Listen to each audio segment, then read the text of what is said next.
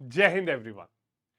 2025 के defence exams की cycle complete हो चुकी है और अब 2026 के एग्जाम्स की साइकिल स्टार्ट होने वाली है।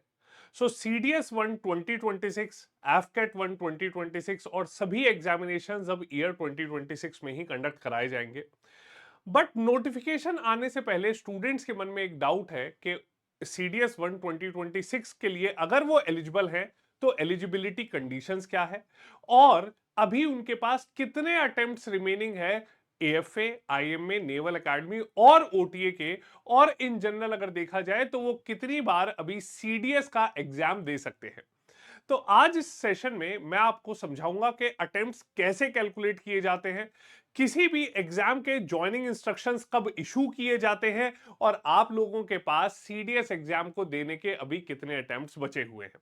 अब सबसे पहले अगर हम शुरुआत करते हैं तो ये अटेम्प्ट्स कैलकुलेट कैसे होते हैं।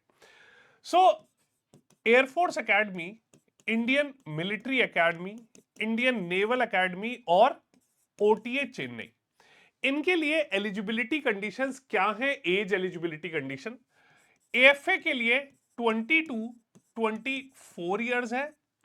आईएमए और नेवल एकेडमी के लिए 19 टू 24 इयर्स है और ओटीए के लिए 19 टू 25 इयर्स है।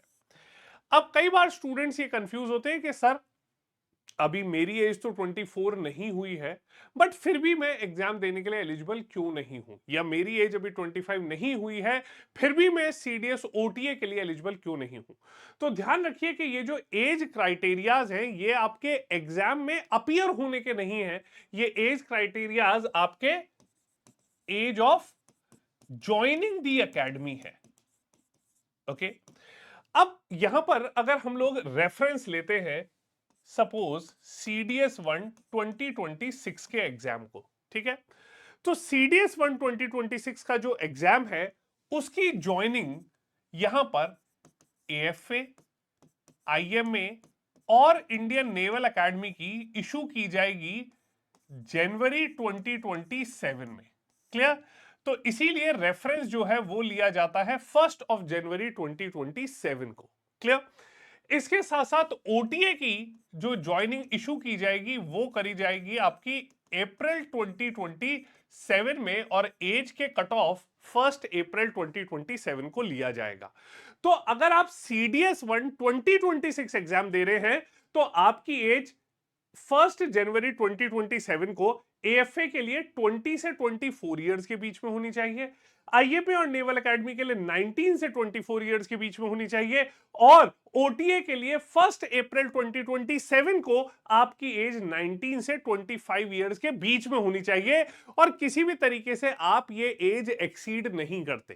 क्लियर? स्टूडेंट्स को जो अपर एज लिमिट है उसी में कंफ्यूजन आता है।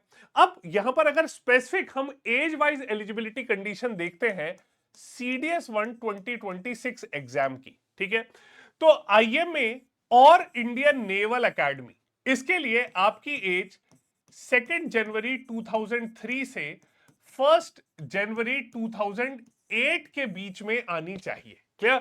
सो अनमेरिड मेल कैंडिडेट्स के लिए 2 जनवरी 2003 से 1 जनवरी 2008 के बीच में अगर आपकी डेट ऑफ बर्थ है आप तभी सीडीएस एग्जाम आईएमए और नेवल एकेडमी के लिए दे सकते हैं। एयरफोर्स एकेडमी के लिए आपकी एज अगर 2 जनवरी 2003 से और यहां पर आप ये देख सकते हैं कि 1 जनवरी 2007 के बीच में आती है, सो तब आप ये एग्जाम एयरफोर्स एकेडमी के लिए दे सकते हैं। क्लियर? सिमिलरली ओटीए चेन्नई के लिए अगर आपकी डेट ऑफ बर्थ 2 जनवरी 2002 से 1 जनवरी 2008 के बीच में है तो आप ओटीए के लिए एग्जाम में अपीयर हो सकते हैं। क्लियर? अब यहां पर हम लोग एज क्राइटेरियाज देखते हैं कि आपकी एज अगर डेट ऑफ बर्थ किस से किस ब्रैकेट के बीच में तो आपके पास कितने अटेम्प्ट्स रिमेनिंग है। क्लियर? अगर आपकी डेट ऑफ बर्थ 2 जनवरी 2002 से 1 जुलाई 2002 के बीच में, तो देखिए ये जो 2 जनवरी वाला एज क्राइटेरिया है ये मेंशन्ड है सिर्फ ओटीए के लिए, बाकी सभी जगह 2003 है कट ऑफ एज। क्लियर? तो अगर आपकी 2 जनवरी 2002 से 1 जुलाई 2002 के बीच में है तो आप सिर्फ एक अटेम्प्ट दे सकते हैं ओटीए के लिए और CDS 1 2026 आपका लास्ट अटेम्प्ट होने वाला है। ठीक, अगर आपकी एज 2 जुलाई 2002 से 1 जनवरी 2003 के बीच में है तो आप 2 अटेम्प्ट सिर्फ ओटीए के लिए दे सकते हैं, तो आप 2026 के दोनों एग्जाम्स दे सकते हैं, बट आप सिर्फ ओटीए के लिए एलिजिबल हैं। ठीक, अगर आपकी डेट ऑफ बर्थ 2 जनवरी 2003 से 1 जुलाई 2003 के बीच में है तो आप 3 अटेम्प्ट्स दे सकते हैं, जहां पर आपके 2 अटेम्प्ट सिर्फ ओटीए के लिए होंगे और इसके साथ साथ आप एक अटेम्प्ट अपना करस्पॉन्डिंग जो क्वालिफिकेशन है एएफए, आईएमए या नेवल एकेडमी के लिए दे सकते हैं। तो आप 2026 के अटेम्प्ट दे सकते हैं दोनों, और एक अटेम्प्ट 2027 का दे सकते हैं। ठीक, इसी के अलावा 2 जुलाई 2003 से 1 जनवरी 2004 में तो आप लोग यहां पर ओटीए के 2 अटेम्प्ट्स के लिए एलिजिबल हैं। तो गर्ल्स, अगर कोई कैंडिडेट ओटीए को ही प्रायोरिटाइज कर रहा है तो ये सारे अटेम्प्ट्स ओटीए के लिए हो जाएंगे, बट यहां पर आपके पास 2 अटेम्प्ट्स ओटीए के और 2 अटेम्प्ट्स एएफए, आईएमए और इंडियन नेवल एकेडमी के लिए है। क्लियर? तो यहां पर स्टूडेंट्स का डाउट है कि सर ऐसा क्यों है कि हम ओटीए के लिए ज्यादा अटेम्प्ट्स दे सकते हैं? क्यों? क्योंकि ओटीए के लिए एज ऑफ ज्वाइनिंग आपकी टिल 25 तक है। क्लियर? तो जो भी अपर एज लिमिट है उसमें ध्यान रखिए ओटीए के लिए, क्योंकि आप टिल 25 तक ज्वाइन करते हैं और एक साल में एग्जाम 2 बार कंडक्ट कराया जाता है, इसलिए 2 एक्स्ट्रा अटेम्प्ट आपके पास सिर्फ ओटीए के लिए बचते हैं।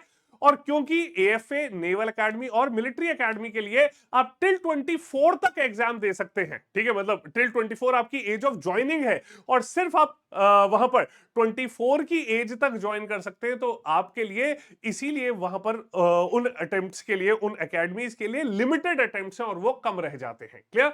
सो ये कई बार स्टूडेंट्स को समझना है कि आप लोगों की जो एज है टिल 25 और टिल 24 इयर्स है, ये एज ऑफ ज्वाइनिंग है, ना कि आपकी एज ऑफ एग्जाम अटेम्प्ट करने की।